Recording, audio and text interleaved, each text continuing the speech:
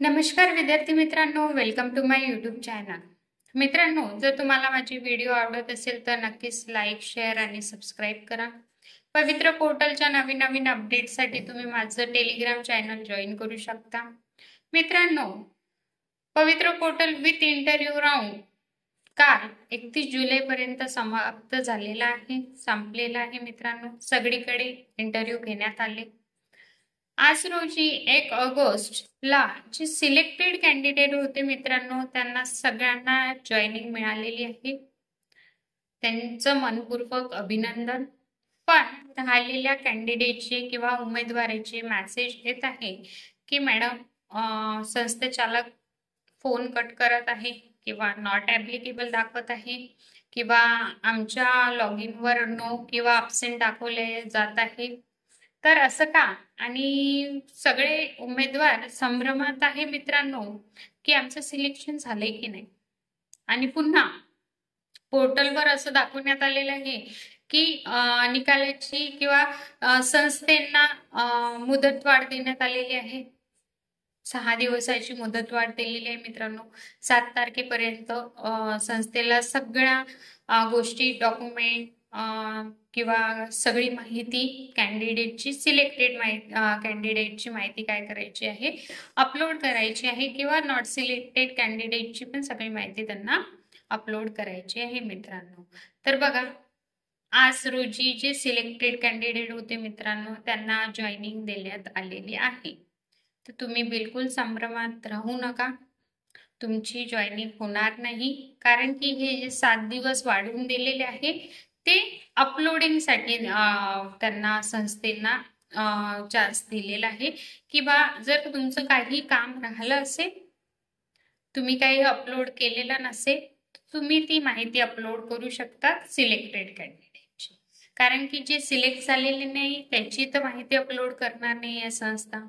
पण काही संस्थेची अपलोडिंगची प्रोसेस झालेली नाही आहे, तर त्यांना ही मुदतवाढ देण्यात आलेली आहे. आणि राहिली गोष्ट जॉईनिंगची, जे कॅन्डिडेट सिलेक्ट झालेले आहेत त्यांना आज जॉईनिंग मिळालेली आहे, सगळीकडे मिळाले. म्हणजेच की बाकीच्या उमेदवारांना आता चान्स मिळणार नाही आहे. त्यांना 2025ची जर तुम्ही टेट दिली असेल त्यामार्फत तुम्ही रजिस्ट्रेशन करू शकता आणि पुन्हा विथ इंटरव्ह्यू किंवा विदाउट इंटरव्ह्यूमध्ये तुम्हाला मित्रांनो चान्स मिळेल.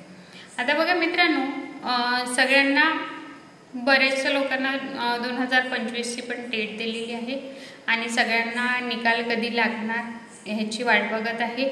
तर मित्रांनो, नॉर्मलायझेशनचं काम संपलेलं आहे आणि या आठवड्यात किंवा उद्या किंवा कधी पण या आठवड्यात टेट 3चा निकाल नक्कीच जाहीर होईल मित्रांनो.